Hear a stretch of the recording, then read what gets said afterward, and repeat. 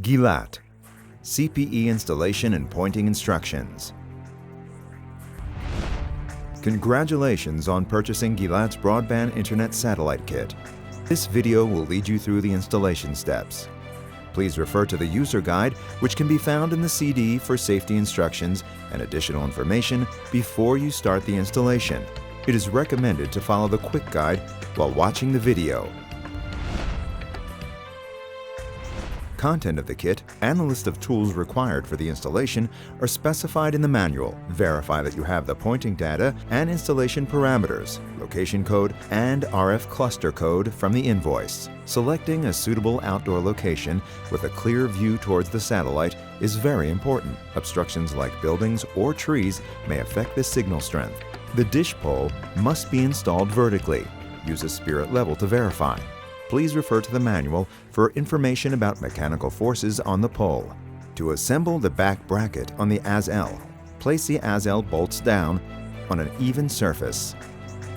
Position the back bracket with its rear surface to the as-L. Apply the skew plate to the back bracket with the arrow marking facing forward. Insert the 4 bolts through the holes in the skew plate and the as-L. From the rear side, place a flat washer, a spring washer, and thread a nut on each bolt. Screw on the nuts without tightening them, leaving enough freedom to allow rotation of the back bracket. To mount the as-L onto the pole, loosen the clamp nuts and release the clamps from the bolts on the open side. Place the as-L on the pole. Reposition the clamps on the bolts. Tighten the nuts and make sure there's an even and parallel contact with the pole surface. The nuts must be tight enough to hold the assembly from sliding down, but still allow rotation around the pole. Verify the 2 nuts retaining the elevation and the 2 nuts retaining the azimuth are loose. Elevation can be set by rotating the elevation screw.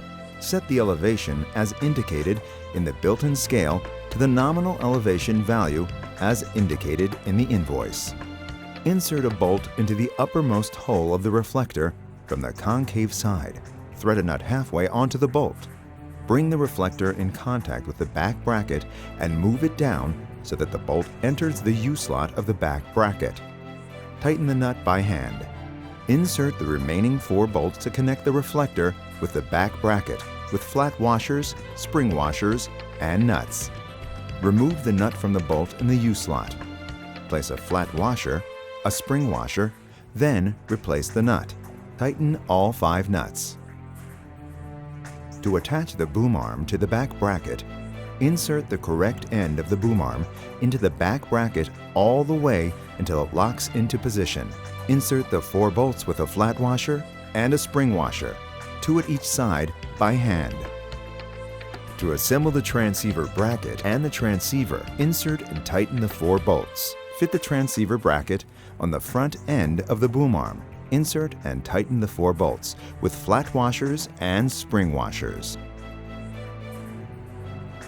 Tighten the 4 bolts. To thread the RF cables through the boom, feed the outdoor ends of the cables through the boom in the direction of the transceiver. Leave about 1 meter of extra cable length between the boom arm and the transceiver. Connect the grounding wire to the transceiver and back bracket. To set the skew value, rotate the back bracket reflector assembly around the as-L skew plate assembly to set the skew value as indicated in the invoice. Tighten the 4 nuts holding the as-L skew plate assembly together. To set the nominal azimuth, ensure that the fine-tuning grid is set to 0. Mount the elevation offset arrow. Using a compass, point the dish according to the azimuth value provided in the invoice. Check elevation offset arrow. If arrow is not pointing to the center of the grid, modify the nominal elevation to compensate for the offset. The cable should be thread into the house. The hole should be drilled pointing down to prevent rain penetration into the wall.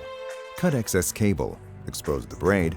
Fold back the braid. Expose the center wire. Screw on the connectors. Connect the RF cables to the modem. Connect to the computer using the LAN cable. Connect the power supply and power up. Configure the computer LAN port as instructed in the user guide. To start the modem configuration, start your internet browser. Type sky.manage in the address field and press Enter. Enter the location and the RF cluster codes and click Next. In the dish pointing page, click Start Pointing.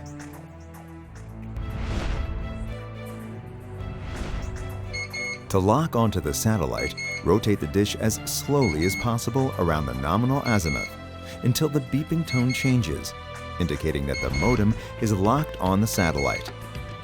Lock is indicated by a 2-second transitional tone. Once the transceiver emits the lock tone, stop rotating the dish and tighten the nuts of the clamp. To start azimuth fine pointing, change the azimuth settings on the dish in a random direction until you can hear the audio indication reduced tone and staggering rate. Stop and reverse the direction. At some point, you should hear the pitch increase until you get a continuous tone. Continue in the same direction until staggering tone starts again. Stop and reverse direction once again.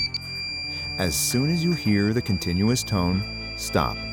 To start elevation fine pointing, change the elevation settings until the audio tone indication drops in tone and stagger rate. Stop and reverse direction until continuous tone is achieved. Continue in the same direction until staggering tone starts again. Reverse direction again. And stop as soon as continuous tone is achieved. Repeat the same procedure for azimuth. Once you stop at the continuous tone, the dish has been optimally pointed. Tighten the nuts, retaining the azimuth and elevation. Apply light pressure on the side and top of the assembly until the tone changes to a staggering tone. Verify that once you let go, the tone returns to peak tone.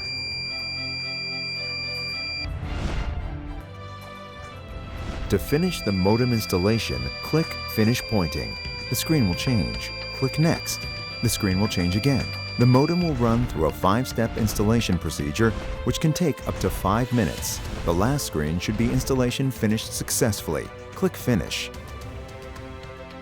Installation is completed. You are now connected to the Internet. Enjoy the endless opportunities that are out there on the World Wide Web.